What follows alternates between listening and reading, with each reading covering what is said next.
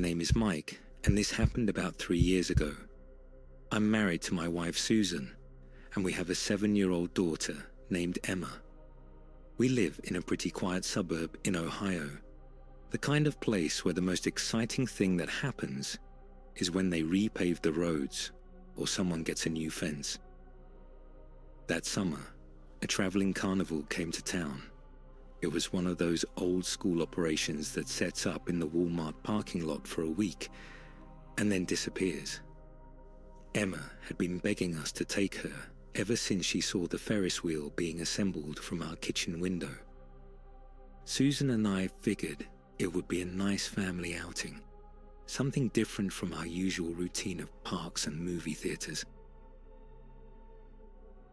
The carnival was exactly what you'd expect. Rickety rides that looked like they'd been assembled with duct tape and prayer. Game booths with stuffed animals that probably cost more to win than they were worth. And that distinct smell of funnel cake grease mixed with cigarettes and diesel fuel. The whole place had this worn-down charm that reminded me of being a kid myself. Emma was in heaven. She wanted to ride everything, play every game, and eat everything that looked remotely sugary. 3 true disturbing carnival horror stories. My name is Mike, and this happened about 3 years ago. I'm married to my wife Susan, and we have a 7-year-old daughter named Emma. We live in a pretty quiet suburb in Ohio, the kind of place where the most exciting thing that happens is when they repave the roads or someone gets a new fence. That summer, a traveling carnival came to town. It was one of those old school operations that sets up in the Walmart parking lot for a week and then disappears. Emma had been begging us to take her ever since she saw the Ferris wheel being assembled from our kitchen window. Susan and I figured it would be a nice family outing, something different from our usual routine of parks and movie theaters. The carnival was exactly what you'd expect. Rickety rides that looked like they'd been assembled with duct tape and prayer. Game booths with stuffed animals that probably cost more to win than they were worth. And that distinct smell of funnel cake grease mixed with cigarettes and diesel fuel. The whole place had this worn-down charm that reminded me of being a kid myself. Emma was in heaven. She wanted to ride everything, play every game, and eat everything that looked remotely sugary. Susan and I took turns following her around, while the other one held our bags and tried not to think about how much money we were spending. It was around 7 p.m. when Emma spotted the cotton candy stand. The guy working it was probably in his 50s, wearing a stained white apron and a baseball cap that had seen better days. He had this overly friendly smile that seemed a little too practiced, if that makes sense, like he'd perfected it specifically for dealing with kids and their parents. Emma practically dragged us over there, jumping up and down and pointing at the pink and blue spun sugar. The worker, who never gave us his name, started making small talk while he spun the cotton candy. He asked Emma her age, complimented her on her dress, and told her she was the prettiest little girl he'd seen all day. Nothing that would raise immediate red flags, but looking back, it felt like he was paying a little too much attention to her.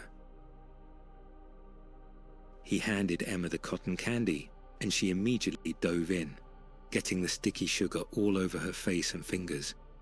The worker laughed and said she had a good appetite.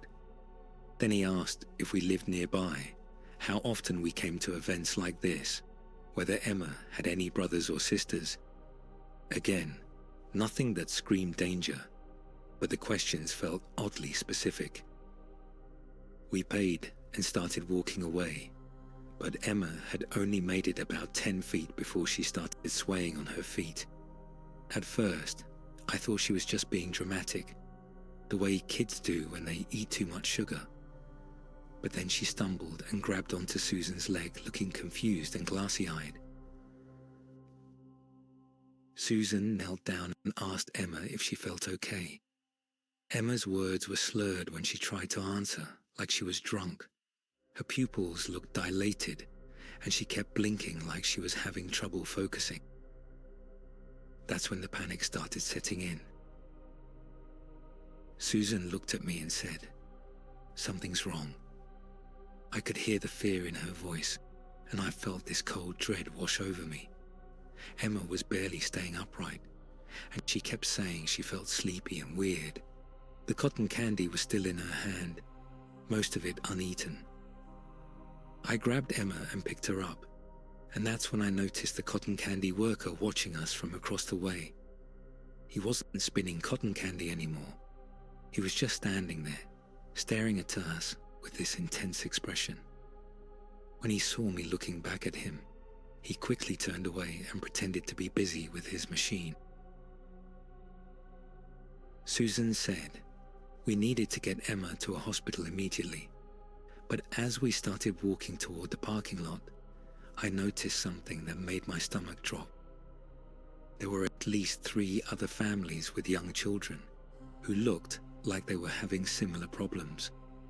A little boy who couldn't have been more than 5 was stumbling around while his parents tried to steady him. A girl about Emma's age was sitting on a bench with her mother, looking pale and disoriented. All of them had cotton candy. I told Susan what I was seeing, and we both started moving faster towards our car. But before we could make it to the parking lot, I saw the cotton candy worker talking to 2 other Carnival employees. They kept glancing in the direction of the families with the sick children, and one of them nodded toward the back of the Carnival grounds, toward an area that was dark and cordoned off from the public. That's when it hit me. This wasn't random. This was coordinated. I pulled out my phone and called 911 while Susan got Emma into the car. The dispatcher asked me to describe Emma's symptoms, and when I mentioned the cotton candy and the other children, her tone changed immediately. She told me to drive straight to the nearest emergency room and that officers would meet us there. The drive to the hospital was the longest 15 minutes of my life. Emma kept drifting in and out of consciousness, and Susan was trying to keep her awake by talking to her and gently shaking her.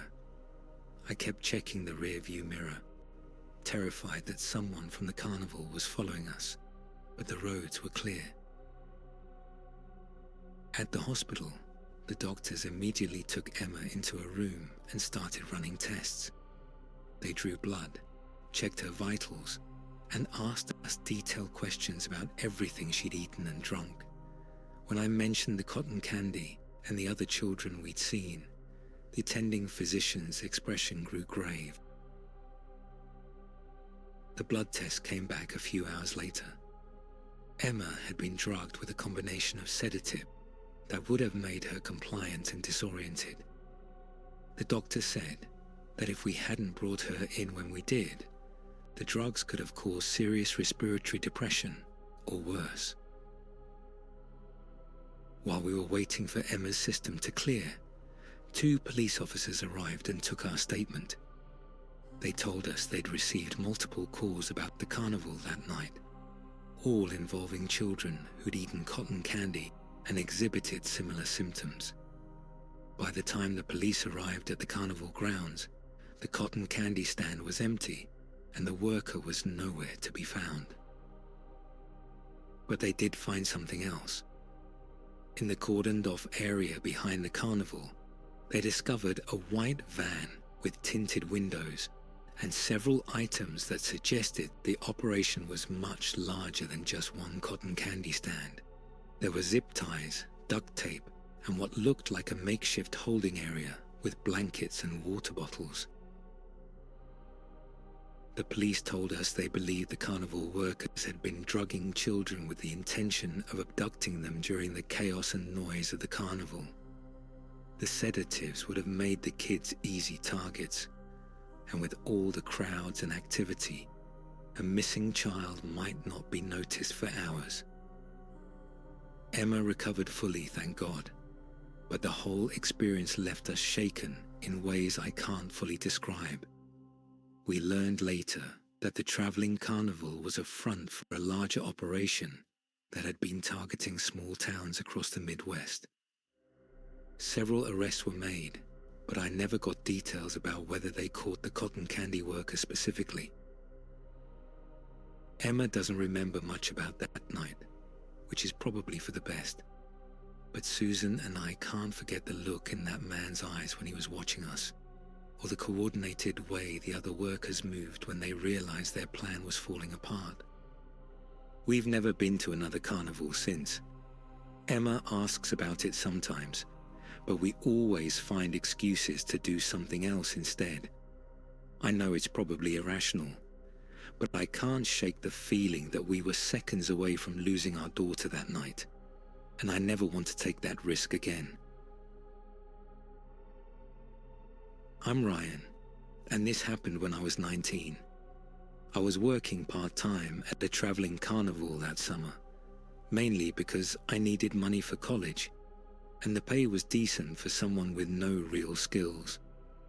The work was physical but straightforward. Set up rides, help customers, tear everything down when we moved to the next town. It wasn't glamorous, but it beat working in a fast food kitchen. The carnival was owned by this guy named Lou, who was probably in his 60s and had been running traveling shows for most of his adult life. He was the kind of guy who knew everyone's business, but kept his own cards close to his chest. Lou assigned me to work the funhouse, which was one of the more popular attractions. It was this maze of mirrors, spinning tunnels, and rooms designed to disorient and entertain people. At first, I thought it was a pretty easy gig. Take tickets, make sure people didn't break anything, help anyone who got genuinely lost or scared. The funhouse was old but well maintained, with all the classic elements you'd expect. Hall of mirrors, tilting floors, rooms with air jets that would surprise people as they walked through. But there was one area that always seemed off to me. It was a section near the back that had what Lou called the changing rooms. These were small spaces with mirrors where people could supposedly adjust their clothes or fix their hair after going through the more physical parts of the funhouse. Each room had a curtain for privacy and was lit with dim, supposedly flattering lighting.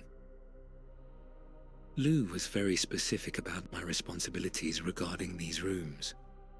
He told me to always announce when someone was using one, to make sure people didn't accidentally walk in on each other.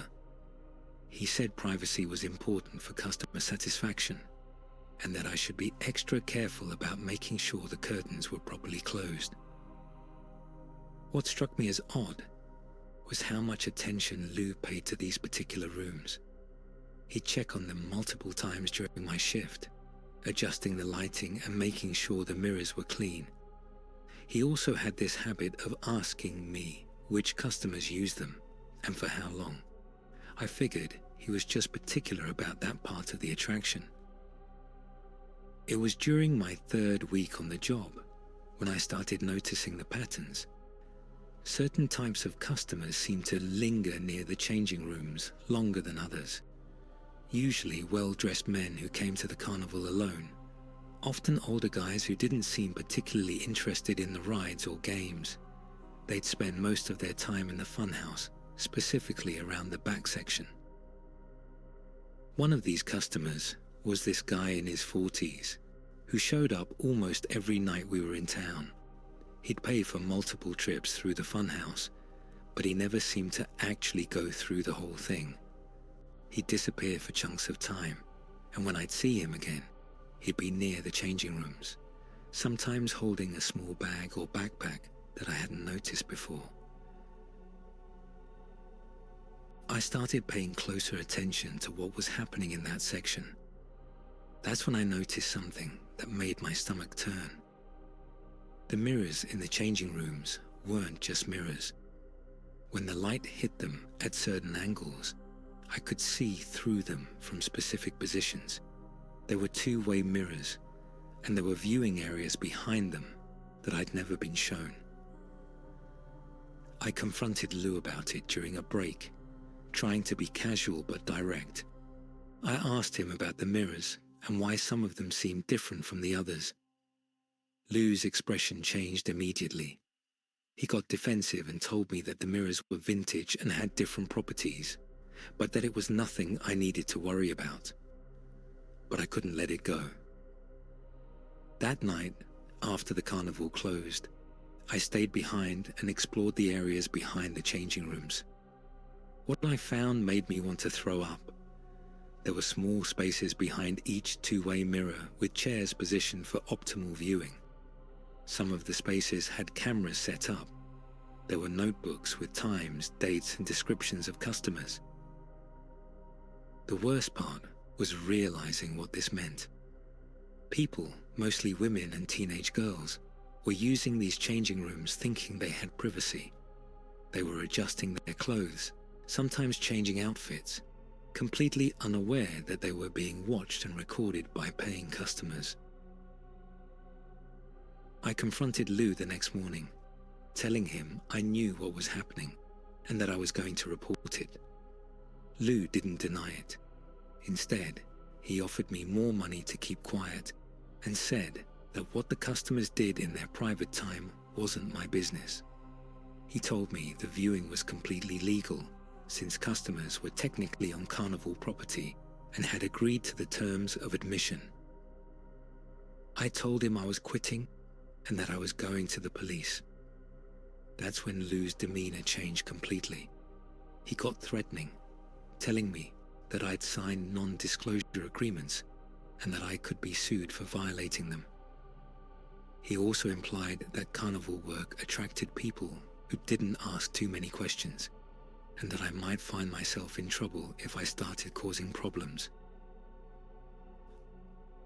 I left that day and went straight to the police in the town where we were set up. The officer I spoke to seemed skeptical at first, but when I showed him the layout of the funhouse and explained the setup, he agreed to investigate. By the time the police arrived at the carnival grounds that evening, Lou and several of the regular customers were waiting for them.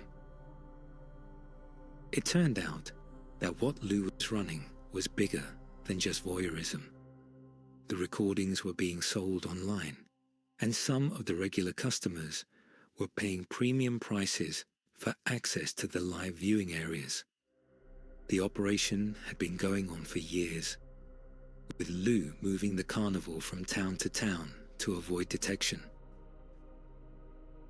The police found hours of recorded footage and a customer list that included dozens of men from multiple states. Several arrests were made, including Lou and the customer I'd noticed hanging around the changing rooms. I had to testify in court about what I'd witnessed, which was one of the most uncomfortable experiences of my life. What haunts me most is thinking about all the people who used those changing rooms without knowing they were being watched.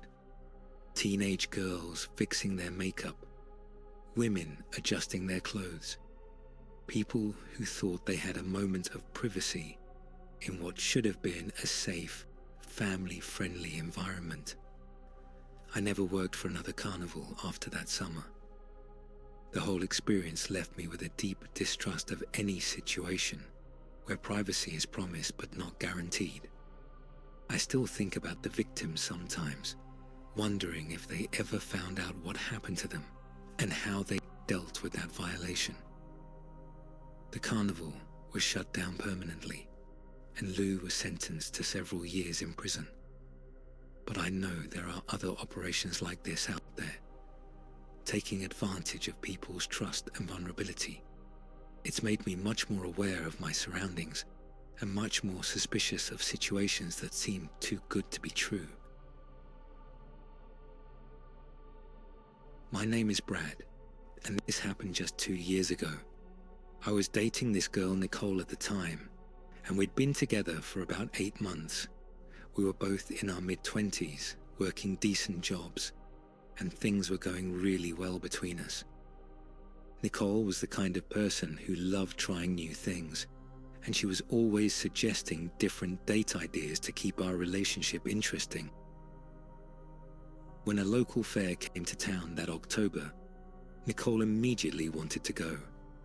It wasn't anything fancy, just one of those small town fairs with a few rides, some game booths, and food vendors. But Nicole grew up in a big city and had never experienced that kind of small town atmosphere. She was genuinely excited about the whole thing. I wasn't as enthusiastic, to be honest. Fairs and carnivals had never been my thing, and I was more of a dinner and movie kind of guy. But Nicole was so excited that I couldn't say no. We decided to go on a Friday night when it wouldn't be too crowded, and we could actually enjoy ourselves without fighting through hordes of teenagers. Carnival. The fair was set up in a field just outside of town, with string lights and the usual collection of rides you'd expect. Ferris wheel, spinning teacups, a small roller coaster that looked like it had been transported from the 1980s. The whole place had that distinctive smell of popcorn, funnel cake, and diesel fuel that you associate with these kinds of events. Nicole was like a kid in a candy store. She wanted to ride everything, play every game, and try every food vendor.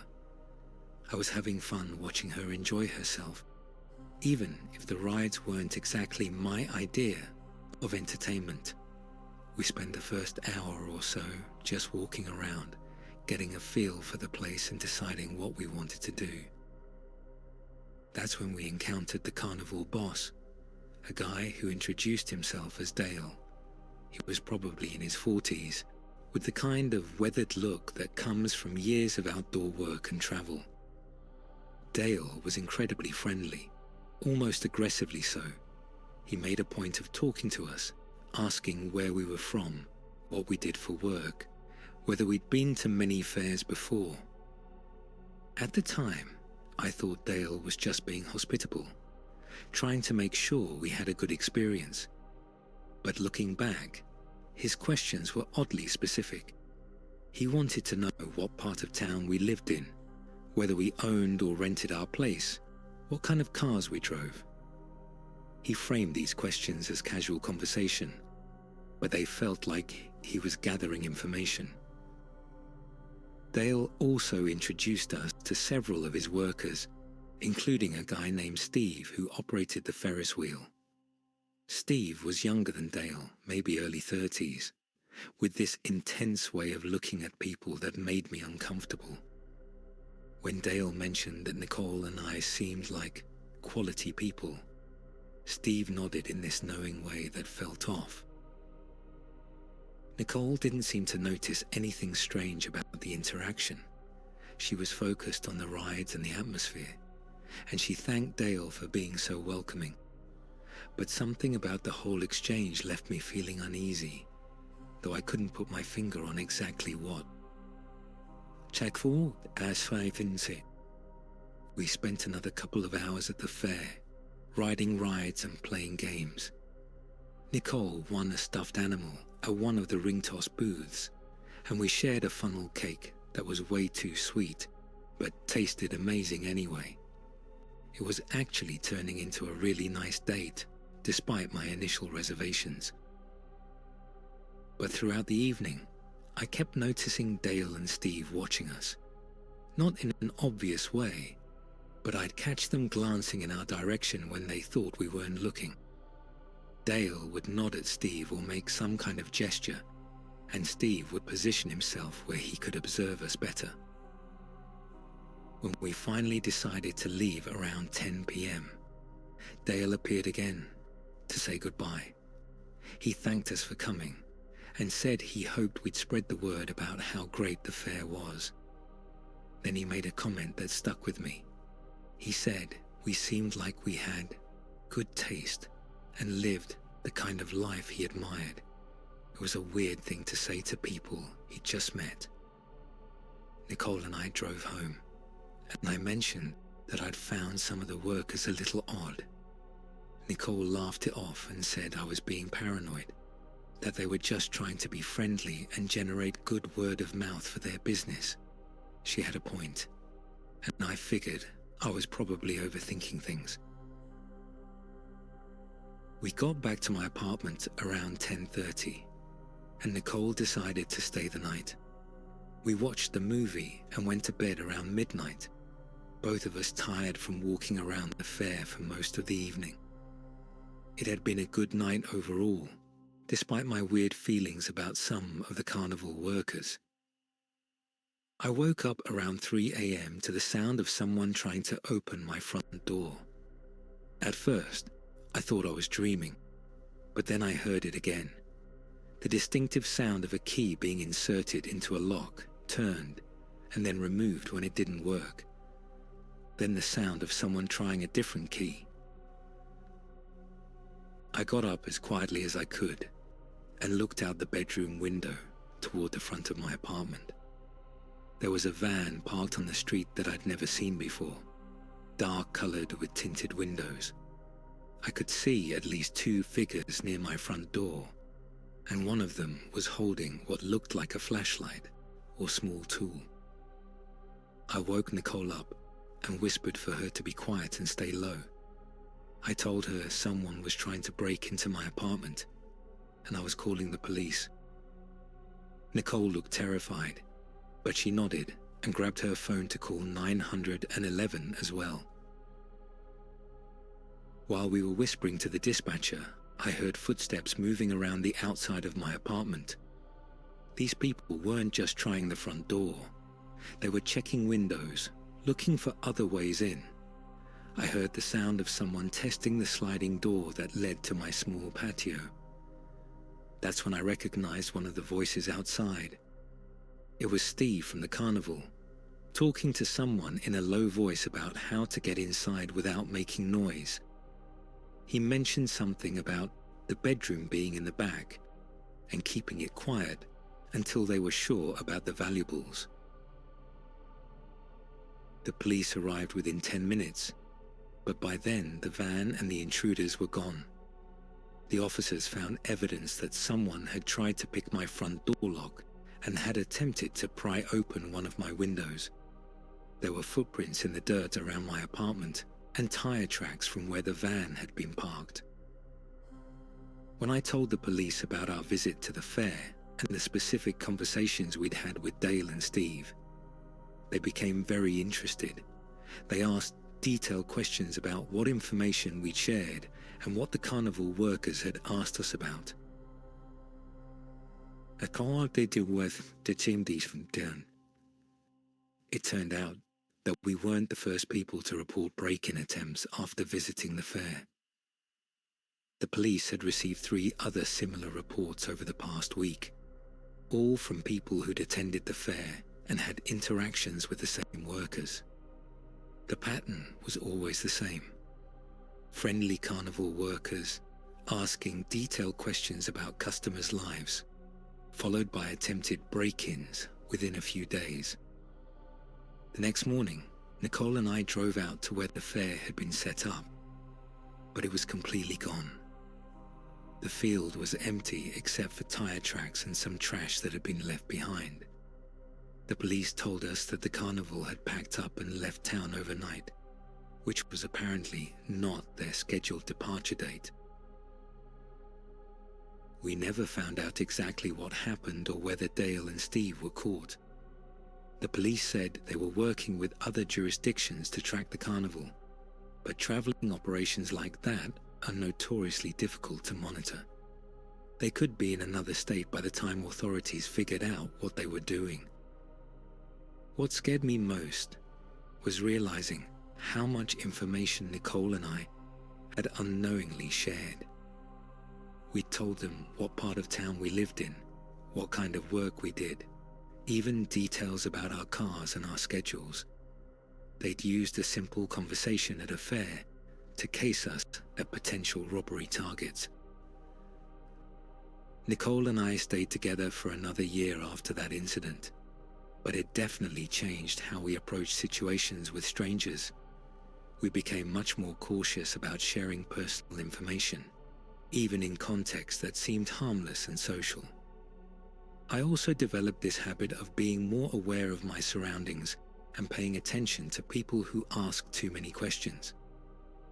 That night taught me that danger can come from the most unexpected places, and that sometimes the friendliest people are the ones you need to be most careful around. The whole experience left me with this unsettling feeling that we'd been targeted from the moment we walked into that fair. Dale and Steve weren't just friendly carnival workers trying to make customers feel welcome. They were predators using the fun, relaxed atmosphere of a fair to identify and research potential victims. I still wonder how many other people they targeted that week, and whether anyone else had their homes broken into successfully. It's one of those things that makes you realize how vulnerable you are in your daily life, and how easily criminals can use social situations to gather information about potential victims